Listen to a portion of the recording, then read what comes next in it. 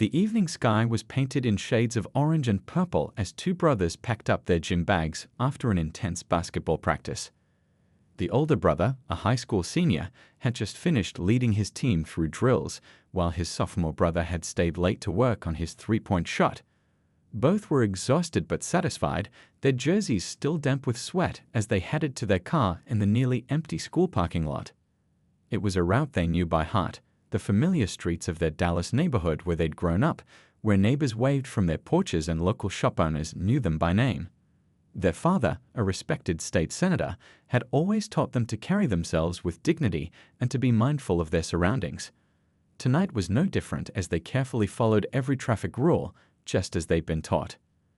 The older brother was behind the wheel, his hands positioned perfectly at 10 and 2, just like his driving instructor had drilled into him. His younger brother was scrolling through his phone, picking out music for their short drive home. They were talking about their upcoming games and homework assignments, normal teenage stuff, when they noticed the reflection of headlights staying unusually close to their rear bumper. "Hey, check out that police car," the younger brother said, glancing in the side mirror. "They've been following us since we left school." The older brother adjusted his rearview mirror, keeping his movements calm and deliberate. He double-checked his speed, exactly at the limit. His turn signals were working fine. He used them at every turn. The car registration was up to date, and their father had just had the car serviced last week. There was no reason for concern, yet the pit in his stomach grew as the police cruiser continued to trail them. They were just 5 minutes from home when the red and blue lights suddenly flashed to life, reflecting off nearby windows and illuminating the darkening street. The older brother let out a slow breath, remembering everything their parents had taught them about staying calm in situations like this. He carefully signaled and pulled over to the curb, making sure to choose a well-lit spot under a street lamp. "Remember what Dad taught us," he said quietly to his brother as they'd both watched the police officers approach in their mirrors.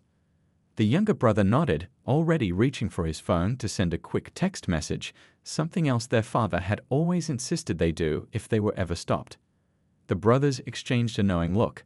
They'd had conversations about moments like this around their dinner table. Their father, who had spent years working on police reform and community relations, had prepared them well. But knowing what to do didn't make the moment any less tense as they watched the officers step out of their patrol car, flashlights already drawn. What started as a routine drive home from basketball practice was about to become something much more significant, not just for these two young men, but for their entire community. And in the next few minutes, everything would change in ways none of them could have predicted. The police cruiser's bright lights cast long shadows across the street as two officers approached the brothers' car.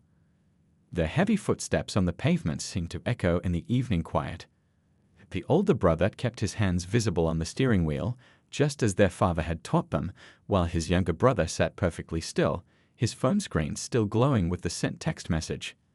"Step out of the vehicle," came the sharp command from the first officer, his flashlight beam sweeping across their faces. The brothers exchanged a quick glance, both thinking of their father's careful instructions for moments exactly like this. The older brother spoke clearly and calmly, his voice steady despite his racing heart. "Officer, may I ask why we're being stopped?"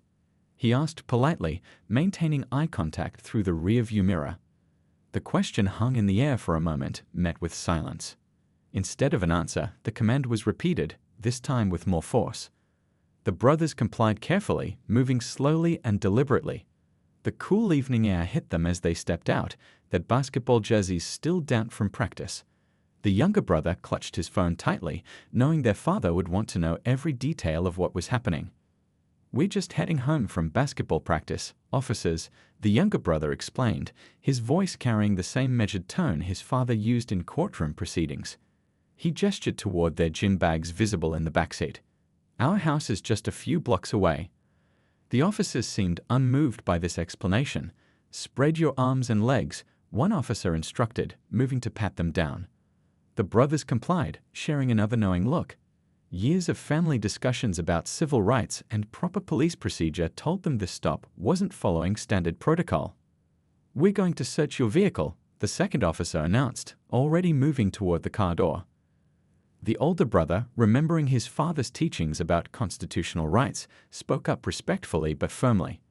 "Sir, I don't consent to a search of our vehicle," he stated clearly, his voice steady despite his nervousness. "We haven't done anything wrong, and you haven't told us why we were stopped." The officers paused for just a moment, but then proceeded anyway. They began rifling through the car, pulling out basketball gear and school backpacks. Practice uniforms and textbooks scattered across the seats as they searched, their flashlights sweeping through every corner of the vehicle. The brothers stood in the cool evening air, watching as their belongings were examined. The younger brother's phone buzzed in his pocket, likely their father responding to the text. But they knew better than to reach for it now. Instead, they remained still, their posture straight, their expressions neutral, just as they'd been taught. Other cars drove by slowly, their passengers watching the scene unfold. Some neighbors had come out onto their porches, drawn by the flashing lights. The brothers could feel the eyes on them, but they maintained their composure, knowing that what was happening wasn't right, but also knowing this wasn't the moment to argue. "Our father is State Senator West," the older brother finally said, his voice clear and controlled. "He's also a civil rights attorney. I think it would be best if you contacted him." The officers' expressions shifted slightly at this information, but they continued their search, though their movements became noticeably more hurried. Little did anyone know, justice was about to arrive on the scene, and the next few minutes would transform this routine stop into a powerful lesson about accountability and change in their community. Standing under the harsh glare of police flashlights, the brothers drew on years of family dinner conversations about dignity under pressure. Their father's voice echoed in their minds, reminding them that composure wasn't just about staying calm, it was about maintaining their sense of self-worth in challenging moments. The younger brother watched as his basketball shoes were lifted from the car and shaken out, remembering the morning his father had bought them. They talked about responsibility that day, about carrying yourself with pride no matter the circumstances. Now, as he watched his belongings being scattered across the car seat, he stood tall, his expression composed despite the mix of emotions churning inside. "Sir," the older brother spoke up again, his voice steady and respectful, "could you please explain why we were stopped?" He maintained eye contact while speaking, his shoulders straight but not tense. Years of watching his father address courtrooms and Senate committees had taught him the power of dignified questioning. The officers continued their search without responding, but the brothers noticed subtle changes in their demeanor. The flashlight beams wavered slightly, and the movements became less certain. The mention of their father's name and position had created a slight shift in the atmosphere, though the officers tried not to show it. A small crowd had gathered at a respectful distance, neighbors who recognized the brothers from community events and school functions. Some had their phones out, recording the scene. The brothers could hear whispered conversations, could feel the community's protective concern. But they remained focused on handling the situation with the grace their parents had instilled in them. The younger brother thought about his mother's words from just last week. "Your dignity isn't determined by how others treat you, but by how you carry yourself through difficult moments." He straightened his basketball jersey, still damp from practice, and took a deep breath. His phone buzzed again in his pocket. Another message from their father, no doubt already on his way. More than fear or anger, what the brothers felt was a deep sadness. This was exactly the kind of situation their father had been working to prevent throughout his career. They understood that this moment was bigger than just them. It was about every young person who might find themselves in a similar situation without the protections and privileges they had. "We're happy to cooperate, officers," the older brother said, breaking a tense silence. "We just want to understand the reason for the stop and search." His tone wasn't confrontational. It carried the same measured respect his father used when addressing controversial issues in the Senate. The younger brother added softly, "Our father has always taught us to respect law enforcement, but also to understand our rights." He spoke clearly but quietly, his words carrying the weight of years of family discussions about justice and civic responsibility. The officers exchanged glances, their actions becoming more hesitant. The mention of their father had planted a seed of uncertainty, but it was the brothers' composed and dignified behavior that truly began to change the dynamic of the situation. They weren't just two teenagers being stopped on their way home. They were young men demonstrating the kind of poise and character that made a powerful statement about prejudice and presumption. In the distance, they could hear the sound of another car approaching. The brothers knew, without having to look, that their father was arriving. They maintained their calm demeanor, knowing that what happened next would have implications far beyond this single evening. Their composure wasn't just about getting through this moment, it was about standing up for something larger than themselves, just as their parents had always taught them. The search of the brothers' car continued under the streetlights, creating a scene that grew more troubling with each passing minute. Their gym bags had been emptied onto the sidewalk, basketball gear scattered across the concrete. Textbooks lay open, their pages fluttering in the evening breeze. A chemistry homework assignment, carefully completed during lunch break, now had a footprint across its corner. The older brother watched as one officer rifled through the glove compartment, pulling out the car registration and insurance papers their father had meticulously organized. His mind went back to the day they'd gotten the car, when their father had walked them through every document, explaining the importance of keeping them in order. Now those carefully arranged papers were being carelessly shuffled and dropped back into the compartment. "The trunk, please," one officer demanded, though it wasn't really a request. The younger brother felt his heart sink as he thought about his art project in the back, a delicate sculpture he'd spent weeks crafting for its high school art show. He'd wrapped it carefully in bubble wrap, but the way the officers were handling their belongings, he wasn't sure it would survive the search. From their position on the curb, they could see their neighbors' faces in their windows and doorways. Mrs. Johnson from next door, who always brought them cookies during basketball season, stood on her porch with her phone raised.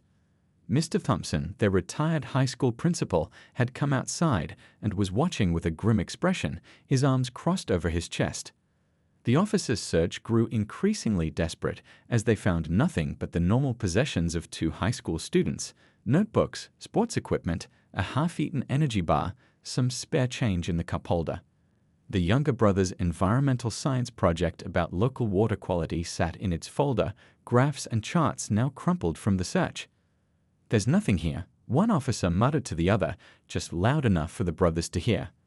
The frustration in his voice was evident, but instead of stopping, they seemed determined to continue the search. They started going through the same areas again, as if expecting something to magically appear.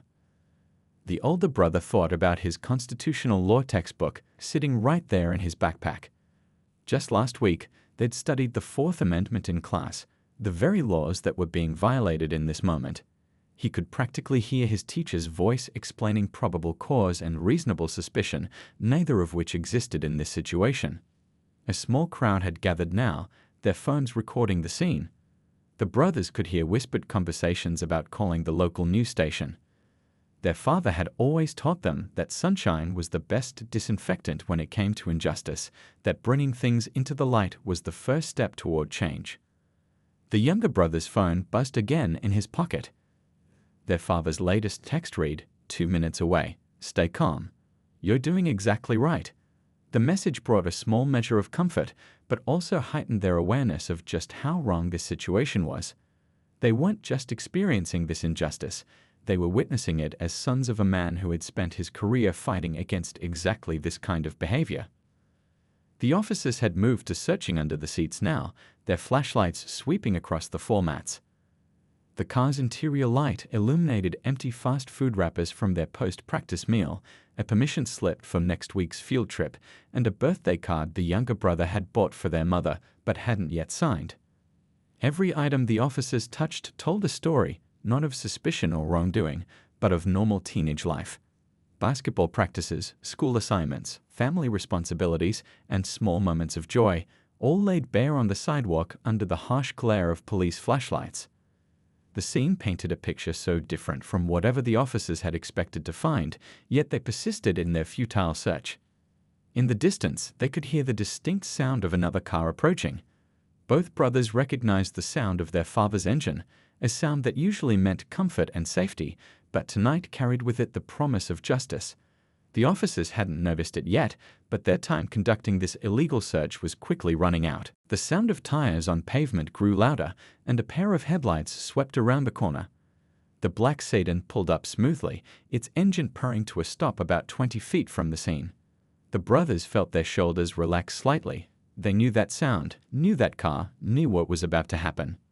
State Senator West stepped out of his vehicle with the measured calm of someone who had spent decades in both courtrooms and the Senate chamber. He was still wearing his suit from the day's legislative session, his tie perfectly knotted despite the late hour.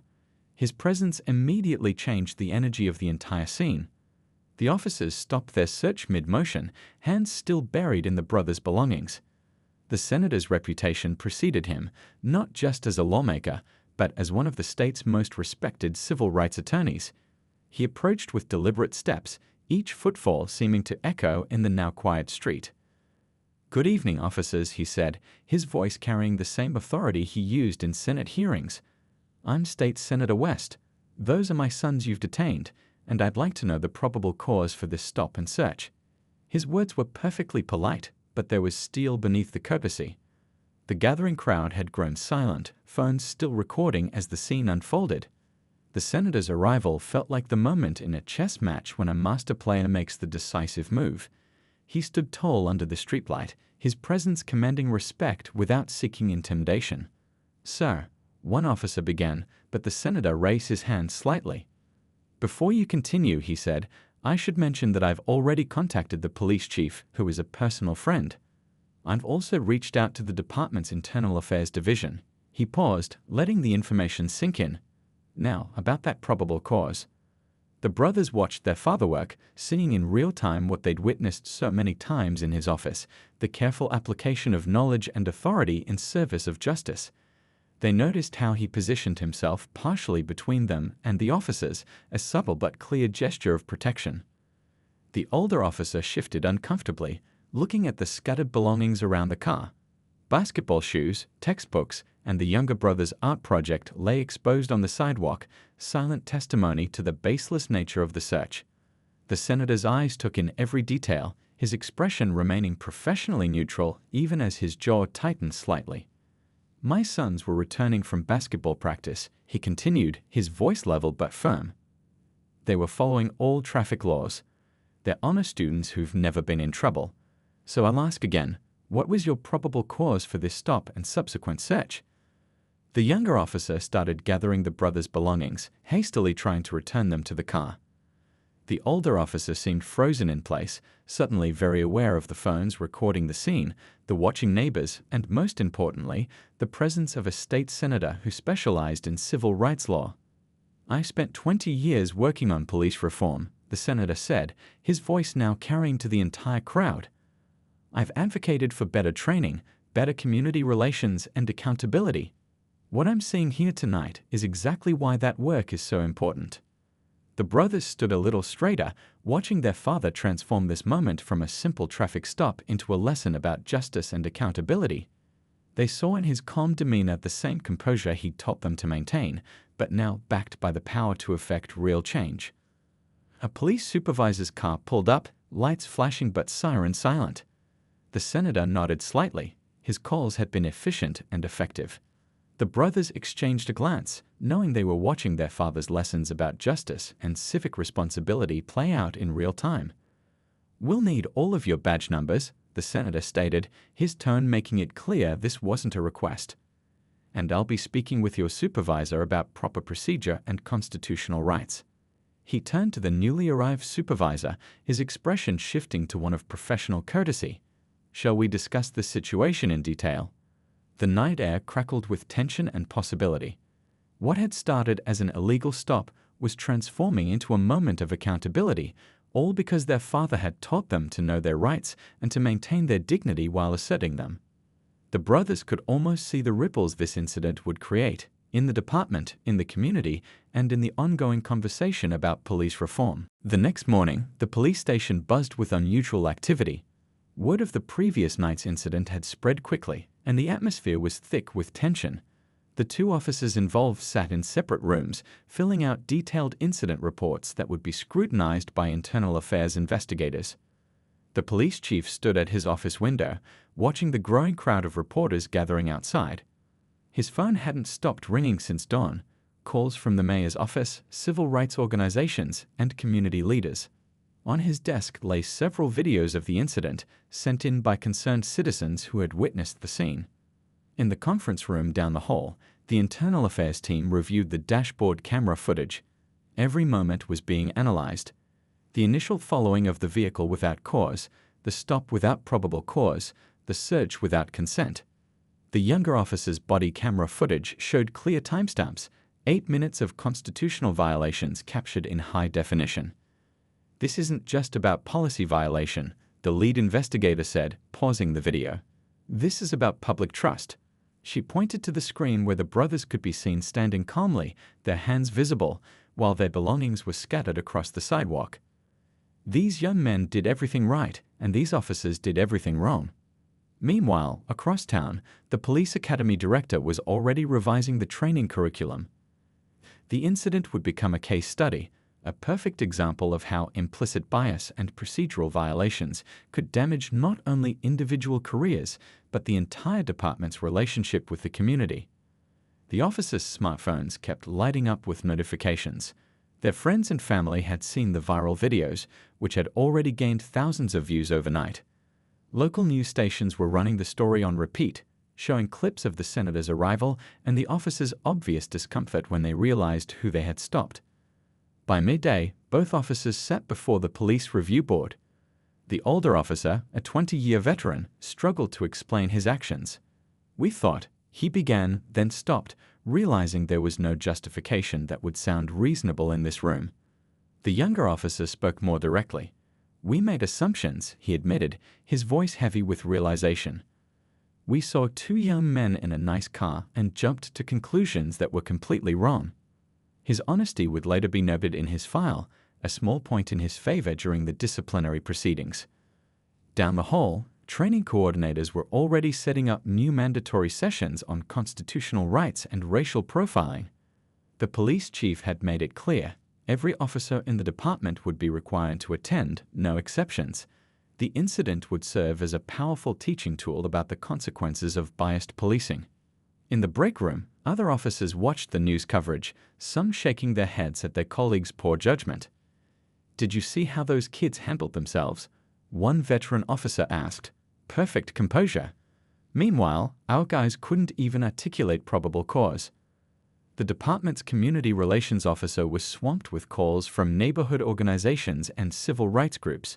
She was already drafting a comprehensive response plan, not just a public apology, but a concrete commitment to change. New training protocols, enhanced supervision requirements, and regular community feedback sessions would all be part of the package. By late afternoon, the disciplinary recommendations were finalized. Both officers would face suspension without pay, mandatory retraining, and 6 months of supervised patrol. Their personnel files would carry permanent notes about the incident, affecting future promotion opportunities. But more than these official punishments, they faced the reality of having become cautionary tales within their own department. The younger officer sat in his car after the hearing, still in uniform, but feeling less certain about wearing it. He thought about the brothers' composed faces, their dignified responses, and felt a deep sense of shame. He picked up his phone and began typing out a lengthy email to the department's training division, offering to share his experience with new recruits, a first-hand account of how unconscious bias could lead to conscious wrongdoing. Inside the station, the shift supervisor was updating the patrol briefing materials. "This stops today," he told his team, pointing to the incident report. "We're here to protect and serve everyone equally. If you can't do that, you need to find another job." The room fell silent as his words sank in. A clear message that the old ways of policing would no longer be tolerated. 6 months after that fateful evening, the changes in the Dallas Police Department were both visible and profound. The incident had sparked a transformation that reached far beyond a single traffic stop on a quiet suburban street. In the police academy's main lecture hall, a new class of recruits watched body camera footage from that night, not as a scandal, but as a lesson in how to better serve their community. The senator's older son stood at the podium, addressing these future officers. His voice carried the same composure he'd shown that night, but now it was mixed with purpose. "What happened to my brother and me wasn't unique," he told them. "What made it different was that we had the tools and platform to bring about change.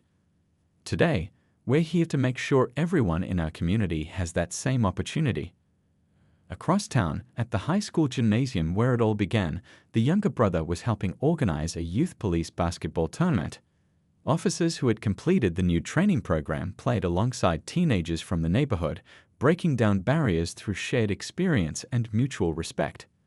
The sound of sneakers squeaking on the court mixed with laughter and friendly trash talk. The department had undergone a complete overhaul of its traffic stop procedures. Every patrol car now carried a laminated card listing the constitutional requirements for vehicle searches. But more importantly, there was a new emphasis on community policing. Officers were required to spend time in neighborhood centers, schools, and local events, getting to know the people they served. In the senator's office at the state capitol, a new bill was taking shape. It would require all police departments in the state to implement similar training programs and accountability measures. The incident with his sons had become a catalyst for broader reform, turning a moment of injustice into an opportunity for lasting change. The two officers involved had taken different paths. The younger officer had become an advocate for change within the department, speaking candidly about his mistakes and the lessons learned. He now helped train new recruits, using his experience to show how unconscious bias could cloud judgment and lead to constitutional violations. Community meetings, once sparsely attended, were now packed with engaged citizens and officers working together to build trust. The brothers often attended these meetings, not as victims of profiling, but as bridge builders helping to create understanding between law enforcement and the community. Local schools had adopted new curriculum units about civil rights and civic responsibility, taught jointly by teachers and police officers. Students learned not just about their rights, but about the importance of maintaining dignity and composure in challenging situations, lessons the brothers had demonstrated so powerfully that night. The police chief had turned the incident into a department-wide opportunity for growth. Monthly training sessions now included role-playing scenarios that challenged officers to examine their assumptions and biases. Body camera footage from various encounters was reviewed regularly, with officers discussing better approaches and solutions. The brothers' story had spread beyond Dallas, inspiring similar reforms in other cities. Police departments across the country requested copies of the new training materials, and the senator was frequently invited to speak about the intersection of law enforcement and civil rights. What began as a frightening encounter had evolved into a movement for positive change. One evening, almost exactly a year after the incident, the brothers drove past the spot where they'd been stopped. The street looked the same, but everything else had changed. The younger brother turned to his older sibling and smiled. "Remember what Dad always says? Sometimes the worst moments bring the best opportunities for change."